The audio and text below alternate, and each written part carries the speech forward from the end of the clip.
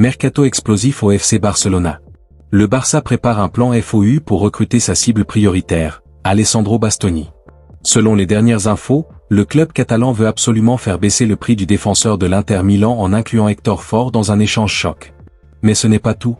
Le Barça doit aussi gérer la situation compliquée de Ferran Torres, les tensions du mercato avec des clubs de Premier League, et un mercato estival qui s'annonce totalement explosif. Entre transferts, stratégie financière et décisions cruciales, le Barça joue gros pour son avenir. Mercato, le plan fou du Barça pour sa cible prioritaire. Le FC Barcelone est prêt à tout afin de faire baisser le prix d'une de ses cibles prioritaires LROS du prochain mercato. Le FC Barcelone a beau avoir la tête ailleurs, entre son élimination en quart de finale de la Ligue des Champions par l'Atlético Madrid, ses plaintes déposées à l'UEFA à l'encontre de l'arbitrage de Clément Turpin ou encore sa gestion du Carafina, il ne perd pour autant pas le nord quand il s'agit du mercato. En proie à des difficultés économiques depuis plusieurs années maintenant, avec l'ombre du fair-play financier qui ne cesse de planer, le Barça n'entend pas non plus s'intéresser uniquement à des joueurs à moindre coût lors de la prochaine fenêtre des transferts. De fait, les dirigeants blaugrana espèrent toujours enrôler Julián Alvarez de l'Atlético Madrid ainsi qu'Alessandro Bastoni. Le défenseur central de l'Inter Milan fait plus que jamais figure de cible prioritaire, mais son prix pousse le club à trouver des alternatives afin de le faire baisser. En effet, d'après les informations de la Gazzetta dello Sport, le FC Barcelone a un plan bien précis pour recruter l'Italien, évalué à 60 millions d'euros par sa direction, à moindre coût. Celui-ci consiste à inclure Hector Ford, 19 ans, grand talent du centre de formation barcelonais actuellement prêté à Elche, dans la transaction. De son côté, la direction interiste campe sur ses positions. Aucun cadeau ne sera fait dans le transfert d'Alessandro Bastoni. Son prix ne sera pas bradé, malgré l'envie du joueur de 27 ans de changer d'air. Malgré 16 buts cette saison, l'international espagnol ne sera pas retenu cet été par le FC Barcelone. Entre logique financière et repositionnement stratégique, le dossier Torres révèle les contradictions d'un club en pleine recomposition. Ferran Torres vit probablement ses derniers mois sous le maillot blaugrana. Selon le quotidien sportif Sport, le FC Barcelone a définitivement renoncé à prolonger le contrat de l'attaquant valencien, liant jusqu'en juin 2027, et entend le céder dès le mercato estival 2026 afin d'en tirer une indemnité de transfert avant qu'il n'entre dans sa dernière année de bail. Une décision qui marque un tournant, car en janvier 2026 encore, le Barça avait repoussé une offre d'Aston Villa estimée à 80 millions d'euros, 60 millions fixes et 20 millions de bonus pour conserver celui qu'il qualifiait alors de « pièce stratégique » du projet. Ferran Torres réalise pourtant une saison très solide avec FC Barcelona, avec 16 buts et une passe décisive en 41 matchs toutes compétitions confondues en 2025 à 2026. C'est même l'une de ses meilleures saisons depuis son arrivée de Manchester City en 2022 pour environ 55 millions d'euros. Sur l'ensemble de son parcours au Barça, il cumule 60 buts et 21 passes décisives en 187 matchs.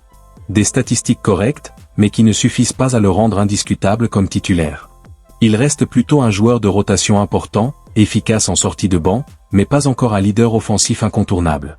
C'est justement ce statut qui limite sa valeur aux yeux de la direction sportive, qui souhaite désormais recruter un véritable numéro 9 pour épauler ou remplacer Robert Lewandowski à terme. En parallèle, plusieurs clubs de Premier League suivent de près sa situation.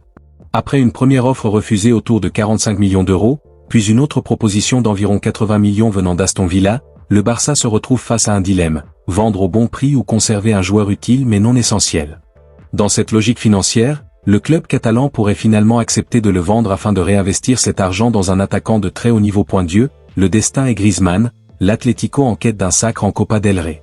À peine la qualification face au Barça en Ligue des Champions actée, les supporters de l'Atlético de Madrid ont déjà les yeux rivés sur la finale de la Copa del Rey, samedi, face à la Real Sociedad. Nous donnerons tout pour soulever la coupe, l'esprit de 96 minutes, pouvait-on lire sur une banderole déployée par les supporters, en référence au doublé historique Liga Copa réalisé par l'Atlético de Madrid il y a 30 ans sous les ordres de Radomir Antic. Un sentiment partagé par l'entraîneur des Colchoneros, Diego Simeone. Pas question de s'attarder sur la victoire contre les Catalans, même si Antoine Griezmann a concédé avoir envie d'une bière bien fraîche. La joie a été de courte durée, car Cholo, Simeone, nous a vite coupé dans notre élan, a confié l'international français, qui tient absolument à quitter le club sur un dernier titre voire deux, dans l'idéal. Griezmann, 35 ans, meilleur buteur de l'histoire de l'Atlético de Madrid, rejoindra la franchise de MLS d'Orlando City à l'issue de la saison. Simeone a d'ailleurs exprimé son souhait de voir son attaquant partir au sommet de ses ambitions. J'espère que Dieu et le destin lui offriront ce qu'il recherche pour le temps qu'il lui reste à passer sur les terrains, a déclaré le technicien argentin. Ce n'est qu'avec le recul que nous réaliserons que nous avons eu, et que nous avons encore, un génie du football sous nos ordres. Griezmann a un temps envisagé un départ anticipé de l'Atlético en mars, mais avec la Copa del Rey et la Ligue des Champions toujours en ligne de mire, il n'a pu s'y résoudre. Disputer la finale de la Copa est mon rêve, mon objectif, et j'espère que nous accomplirons quelque chose de grand, affirmait Griezmann il y a quelques semaines en confirmant qu'il resterait jusqu'au terme de l'exercice. L'attaquant tricolore a été l'un des lieutenants les plus fidèles de Simeone tout au long de son long règne dans la capitale espagnole. Je suis au club depuis 14 ans et l'émotion est toujours aussi vive, a glissé Simeone après la qualification pour le dernier carré de la Ligue des Champions. À la fin du match, j'ai simplement dit merci aux joueurs. En tant qu'entraîneur, je leur suis infiniment reconnaissant pour leur engagement, leur détermination, leur cœur et la confiance mutuelle qui nous anime. Maintenant, place au repos, car un rendez-vous crucial nous attend samedi. Un sacre qui se fait attendre. Si concurrencer les géants que sont le FC Barcelone et le Real Madrid est un combat de tous les instants, Simeone a su mener l'Atlético vers le titre en Liga en 2014 et 2021.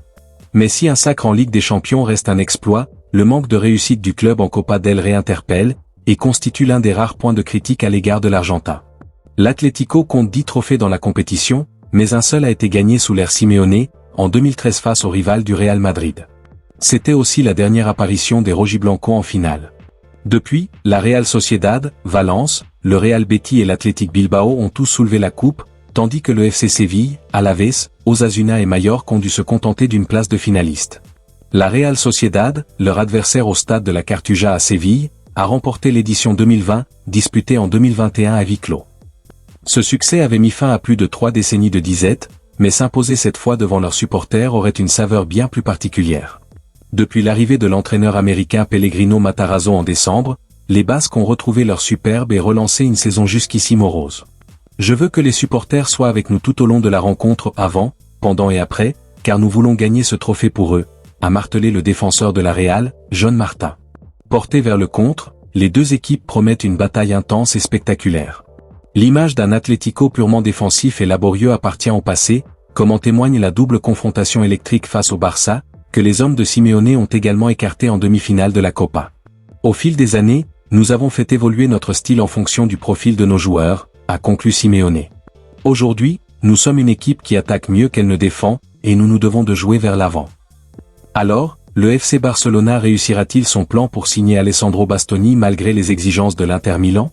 Et que va devenir Ferran Torres, déjà annoncé sur le départ alors qu'il attire plusieurs clubs de Premier League? Le mercato du Barça est clairement en mode crise plus stratégie. Dis-nous en commentaire. Le Barça doit-il sacrifier des joueurs pour signer ses stars? Like la vidéo si tu suis le mercato. Abonne-toi pour les dernières infos foot. Partage avec les fans du Barça.